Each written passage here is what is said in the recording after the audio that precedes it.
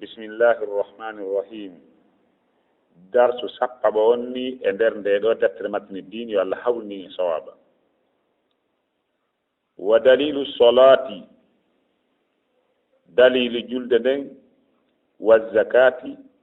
e zakka on wa tafsiru tawhid e firo tawhidi on qawluhu ta'ala ko konngol allahu towɗo on wama umiru ɓe yimɓe yamiraka illa liyabudu llaha si wona yo ɓe rew allah mukhlisina lahu dina ɓe laɓɓinana mo diina kan hunafa'a diina newi ka wa yuqimu solata ɓe ñiiɓa e julde wa yu'tu zakata ɓe itta zakka wa dhalika dinul qayyimati ko ɗum ɗo woni diina fewka kan en andi dalilu julde nden e zakka on aya on ka simode baynato itta wa dalilu siyamu dalilu korka kan noon qawluhu ta'ala ko konngol allahu towɗo on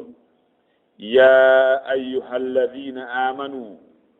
ko onon yo gomɗinɓe kutiba windama alaykum e dow mon assiyamu korka kama kutiba wono windira ala alladhina e dow ɓen min qablikum attiɓe on la'allakum tattaquna bela joo on hule allah en andi dalilu korka kan kadi wa dalilu hajji gongol kadi qawluhu ta'ala ko allahu towɗo on daali walillahi ala nnasi ko allah wodani e hoore yimɓe ɓen hijjul bayti hijju ɗo na hajju duwa hijjul bayti hajjoygol ka suudu allah makka man istata'a wonande on taaganaɗo ilayhi e suudu ndun sabila lawol waman kafara kala yedduɗo heɗi jawdi o sali yahugol fa inna allah no allah ghaniyun ko yondiniɗo anil alamina nga e tagore nden yalonde balla meɗen yiftoɗen noon wano wowiri noon yaññen seeɗa ha faamo ɓa ɗum ɗo fof en hato jina hande kadi yanñugol moƴƴa sabu on ɗum e jangino ɓaawol ɓe maaki ɗo hande kadi wa dalil solati wa zakati ɓa en andi ko dalilaji tuga l'islamu ɗen wonɗen addude ɗo en jangi ɓaawo ɗo andugol l'islamu en jangi ko wiyete ko l'islamu en andi no mari tugale joyi tugal arnal ngal seeɗa ko reweteɗo wala si wona allah muhammadu ko nelaɗo allah en jangi dalilaji ɗum ɗon ɓaawo ɗo ka qur'an donc en addi mana mum on kadi joni noon ko dalilu julde nde julde ko farilla ka ko sunna en andi ko farilla nokku ka tawi ɓe yamiri en allah wi en yamiraka hay hunde si wona ɗiɗo karama kon maaki wa dalilu salat dalilu julde nden wa zakate zakka on wa tafsiru tawhid e firo tawhid on qawlu ta'ala ko firo tawhid on taw atti allah daali wa ma umiru ɓe yamiraka illa liyabudullaha si wona ɓe rew allah mukhlisina lahu dina firo tawhid on noon ɓe laɓɓinana mo diina kan hara ɓe sirkanali allah hay e hunde ɓe faandorali dewe maɓɓe ɗen si wona ɗaɓɓugo wela e allah ɓe faandorade maɓɓe ɗen yiingo o nanani nani ko ɓe faandori kon koyo allah welta tum ɓe faala siiɗi yo goɗɗo goo ceyti kala on ɗaɓɓuɗo welayi allah eko tikkinta yimɓe ɓen kon allah weltantomo allah weltina yimɓe ɓen kadi ma allah welta yani weltina yimɓe ɓen kadi e makko mais kala on noon ɗaɓɓuɗo welaye yimɓe ɓen eko tikkinta kon allah allah tikkanemo yimɓe ɓen kadi tikkanamo ɓe heɓata ko faala ko donc joni noon laɓɓingol dewal ngal ko taw kala ko waɗata kon ko anni yorta kon ko fi allah wona fi goɗɗo goo seede on a tuɗa noppi ya amante la nuridu minkum jazaan wala sukura wa yuqimu solata ɓe ñiiɓa e julde ñiiɓugo julde ngon anndata ko si wona gafata si wona ɓaawa neɗɗo andi sartiji ɗin jeenayi e farillaji ɗin 14 e waajibatuji ɗin 7 e hikki ɗon sunnaji e neebiji iwdira ɗi ɓaawa ton on tigi ko si anndi ɗum ɗo tottiiɗi julde ne waawa sellude woyi utu zakata ɗe itta zakka e julde no haalaka qur'an ɓannidira laabi 82 ita zakka ɗum ɗon konende on mo Allah alfiki jawdi en anndi esa zakka on e julde nden no ɓannidira ɗo wono ɓandiri noon kadi ka cugal islam ne wa dalika dinu qayimati kono noon dina feeko kam donc en gayni jeeɗa ɗon o joni noon wa dalilu siyamu dalilu korka kan qawlu ta'ala ko ngala to ɗon ya ayyuhalladina amanu kono gonɗi ɓe kutiba farlam filmu yani ko karba ko men ɓe makay wono nani oustas tayib mouhamadou tayib ba hafidahullah nani ɓe yewta wonde kala konngol yandirangol qur'an tawi ardi konngol kutiba anndu wona ko yiɗi waɗude kutiba aleykumul qitalu kutiba aleykumul siyam kutiba aleykumul isasu il faut wona ko weli fi kutiba on ko fa no firalde gam ko furida ay kutiba farlama awa windama farlama aleyke ɗo mum assiyam horugol kama kutiba wono windira farla alalladina e dow ɓen min qabli attiɗe on la'allakum tattaquna ko horirton ko fiyo on huulu Allah wona fi lettugol on tum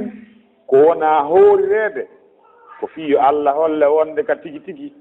himo wawma haɗude hay e ko daguimam makon ina haala fi noon ko harminam makon donc korka kan no mari tugale tati ara noon ɗum yo on tigi tawi ko woni horirde ko anniye dewal ko fiɓugol ɓernde nden e hoore ɓadorgol Allah ɗum sabu nelaaɗo maki innamal amalu binniyat si tawi korka kan ko farilla anniye on no waɗɗi nde waalida anniye on aɗa fajiri on feeri tawa ɗa anniye amma siko sunan sella ɓa weeti anniyoɗa bimbi weeta bimbi anniyoɗa hande koy ko tenen ayo mi hooru hande hoora no sella ɗin mun ɗum koye tagon al imsak haɗitagol e dendangal huntinayɗi ɗi dendangal ko huntinta ko ñaamgol yarugol kala ko huntinta hara a memata tan mun ɗum zamadi mana tanka waɗete ɗon ɗum ko ilaka fajiri ɗimmo on feeri ɗon haa ka muttugol nangue oɗo tanka on tigi acca ñaamugol ɗum ɗo ko ɗoyete korka si tawi noon on tigi anni yori ronkugol ñaamugol ɓa heɓaali ma ronkugol ñaamugol ɓa no jamɗi fiyo horo ɗum ɗo wiyetake dewal hannde kadi na korka wiyete donc haray ɗum ɗon kadi yo faamo korka no marni en janngo e ɗum nokkeli go haray naɗo en wawata yani ko no foy nder darsu men ɗo donc ɓe maaki noon jooni wa dalilu hajji on kadi gawlu taala kongo Allah tow ɗon walillahi ala nnasi ko Allah fawi ɓe yimɓe goy ko Allah woni e hoore yimɓe ko Allah fawi yimɓe ɓen hijjul bayti hajjigol ka suudu man istata on taaganaɗe ɗe mum sabila lawol wa man kafara kala yedduɗo fa inna lan Allah waniyin ko yondino aɗiɗo alaɓe tagore men en andi ɗo kadi dalilu hajjigol ngol nokko tawi Allah daali ko kanko tigi farli yimɓe ɓen hajjigol ka suudu kono noon wona wonɗo wonɗo ko on heɓuɗo feere yahugol heɓuɗo mbuuɗi ko yaare o heɓi wasila bi mana ko yottintamo o heɓi kellal o heɓi dépense ko ñamata e ko acca ɓawa makko hare farile hoore makko hajjigol si on tigi heeɓi o salike o jooɗike ɗo ha mayde nanguima ɗon o hajjoyaali kanko e Allah ɓe jerdoye toon sabaru ko Allah subahana taala yo andu ɗo hare Allah kan ɗo haccitaka mo fa inna Allah ghaniyyun anil alamin Allah kan haccitaka mo donc wiyete hajjugol ko immagol ɗo faando ka suudu Allah hormantindu yaha makka waɗa ihramu on ka duwa waɗede ɗon aɗa yawtude ɗum feƴƴa ɗon yaha wango ka suudu kaaba ɗum ɗon kono waɗo umra wango ka suudu kaaba iwa ɗon yaha safa marwata siko waɗo umra on kanko o fembo hara o gayni hajji mum noon ko ñande 7 donki yawmu tarwiya on tigi looto ka woni ɗon yaara mina iwra mina ɗo waala mina ɗon weet ñande jeenayi ɗon kin e jeenayi ɗon kin daroyo arafa wona ɗon iwra ɗon yaara Muzdalifa weetay bimbi iwra ɗon kadi ñande 10 arda mina bugoyo kaaƴe ɗen hiirso e laya mum on fembo koron karangel no yeeso toon en hara ɗum defte men yeeso yo alhamdulillah sawaba donc hara yittuɗo no wowirno noon wo dalilu salati dalilu julde nden wa zakati e zakka on wa tafsiru tawhidi e fiyo tawhidi on qawluhu ta'ala ko konngol Allah towɗo on wa ma umiru ɓe yamiraka illa liyabudu llaha si wona ɓe rew Allah mukhlisina lahu dina ɓe laɓɓinana mo diina kan hunafa'a diina newi ka wa yuqimu salata ɓe ñiiɓa e julde wa yu'tu zakata ɓe itta zakka wa dalika ɗum ɗo dinul qayimati woni diina feewuka kan wa dalilu siyami dalil korka kan qawluhu ta'ala ko konngol Allah towɗon ya ayyuhalladina amanu ko onon yo gomɗinɓe kutiba windama farlama alaykum e dow mon asiyamu korka kama kutiba wona windira alalladina e dow ɓen min qablikum attinoɓe on la'allakum tattaquna bela jo on hulay Allah wa dalilu hajji gongol qawluhu ta'ala ko konngol Allah towɗon walillahi ala nnasi ko Allah fawi yimɓe ɓe hejjul bayti hajjugol ka suudu man istata'a on taganaɗo ilayhi e muɗum sabila lawol wa man kafara kala yedduɗo fa inna Allah ghaniyun ko yondiniɗo anil alamina nga e tagore nden donc e hino ɗo yo sikka kala on landiɗoma e hoore ndiɗo leydi joni ko composition darsu men on fof wonne wadde ɗo kala landiɗoma ko honɗum woni l'islamu jento moƴƴa ko honɗum woni l'islamu yeetoma ko wiyete l'islamu ko jebbilanagol Allah sabu wowtinɗingol mo e ɗoworgol mo sabu ɗoftagol mo e laaɓugol e shirka ɗum noon no mari martabaji tati l'islamu e iman e ihsan l'islamu e gomɗinal e moƴƴingol no woodani martaba gooto kala e ɗin no mari coɓɓi l'islamu ɗin ko 5 seedagol reweteɗo ala si wona Allah Muhammad ko nelaɗo Allah ñiiɓugol e julde ittugol zakka horugol suumaye e hajjugol ka suudu Allah hormanteɗo ɗon famde ka joni noon mo landike ma ene wiiɗa reweteɗo ala si wona Allah hiɗa mari dalilu ɗum ka Qur'an hiɗa mari dalilu ka nder Qur'an wonde reweteɗo ala si wona Allah seedago reweteɗo ala si wona Allah addani awa ka windi ɗon e Qur'an wimo miɗa andi hew no windi ka simore Ali Imrana Allah daali shahida Allahu annahu la ilaha illa huwa wal malaikatu wa ulul ilmi qa'iman bil qist la ilaha illa huwa al azizul hakim ɗum ko konngol Allah no Allah tigi hino seedi ala reweteɗo ko hina kanko malaika en no seedi e jomiraɓe gande ɓen Allah ko o ñiɓude e ñumɗal ala reweteɗo ko hina Allah kanko woni fooluɗo kanko woni ñeñiɗo ko on woni mana la ilaha illallah mana mum on ko ala reweteɗo e goonga ko hina Allah sa wi'i noon la ilaha ko faandi e ɗum la ilaha on min de sami ɗo ma fentande ngol konngol le laabi ɗiɗi pecce ɗiɗi la ilaha on ko woni ɗum ko riiwu ɗum kala ko rewete ko hina Allah illallahu on noon ko tabintin ɗum ndewal ngal wonande Allah tum fewwol o alaa hawtidiiɗo e dewal Allah ngal wona woniri noon alanaamo kadi hawtidiiɗo e laamu makko min noon miɗa wawma yeetade kadi ko ɓeydata laɓɓinandema ɗum ka nder Qur'anare kadi ko landiɗalan kon fi o la ilaha illallah siro ɗum ko ɓeydata laɓɓinde ɗum ko ka anna Ibrahima makuno ɗon ka konngol Allah subhanahu wa ta'ala wa idh qala ibrahimu li abihi wa qawmihi innani bari'un mimma ta'buduna illa alladhi fatarani fa innahu sayahdini wa ja'alaha kalimatan baqiyatan fi ajbihi la'allahum yarji'un jento moƴƴo mi haalnama firo la ilaha illallah ɓayɗa landade lan ko anda an tigi ja tuma nde annabi Ibrahima wi annoyi ben makko e yimɓe makko ɓen min komi woɗɗitiiɗo kala ko rewoton ko hina Allah min komi woɗɗitiiɗo kala ko rewoton ko ɗum woni maana la ilaha si wona on taguɗo lan ko ɗum woni illallah o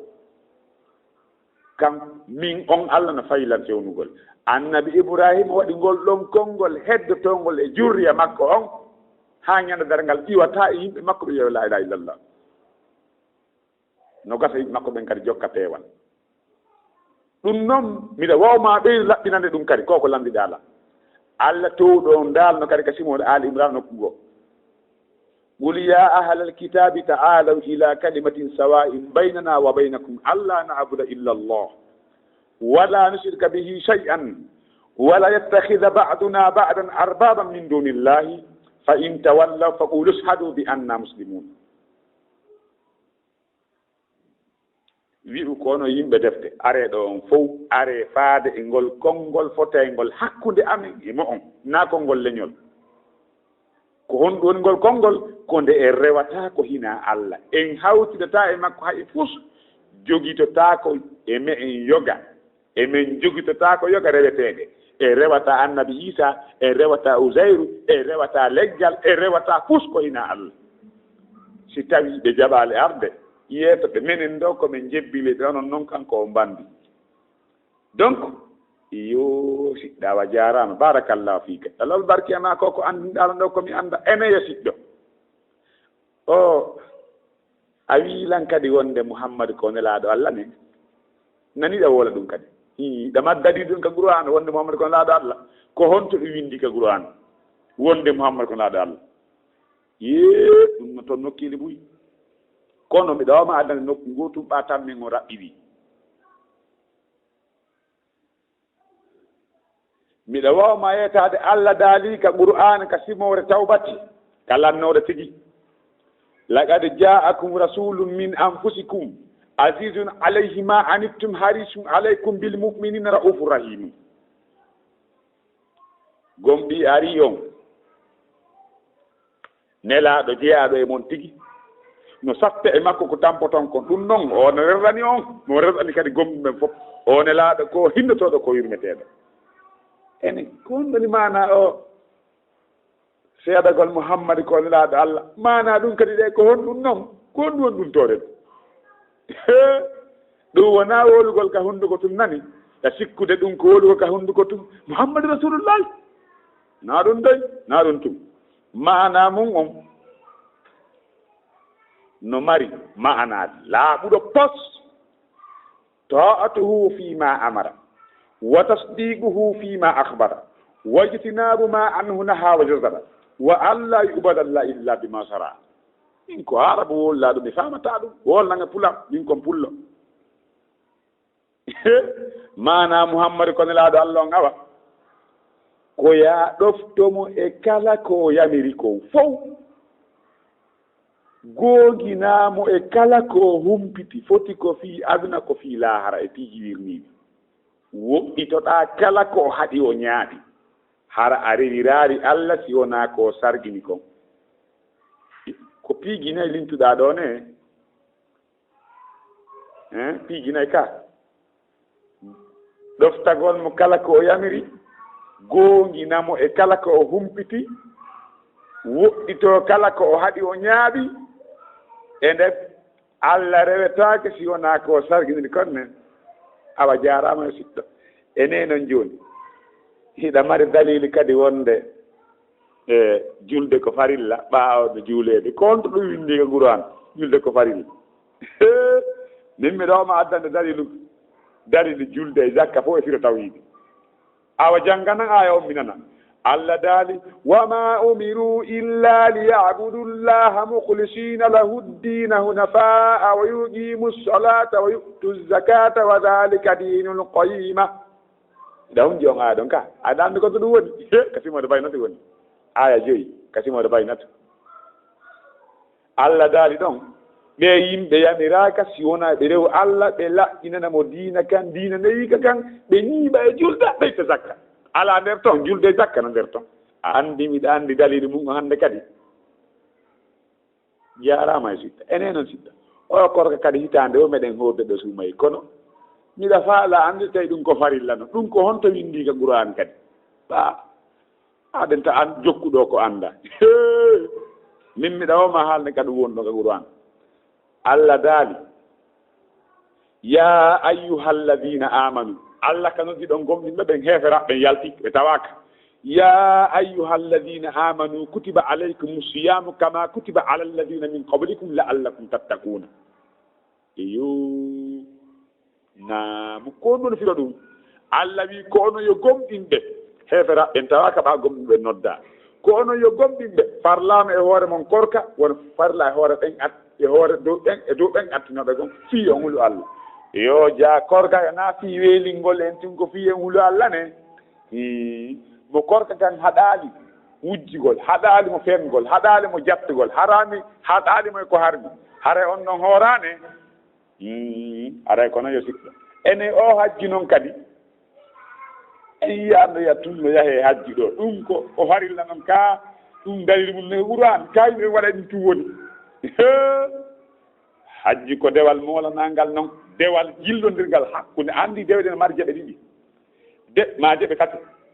dewal goo no woodi ko ɓandu tun ɗum ko wona julde ɓandu tun gollata noon dewal goo no woodi hara ko jawdi tun ɗum ko wona zakka ko jawdi tun gollata dewal goo no woodi ɓandu o jawdi o naata e nder ton ɓandu o jawdi o naata e nder ton ko ɗum noon hajju ɓandu ɗum tawete jawdi ɗin tawete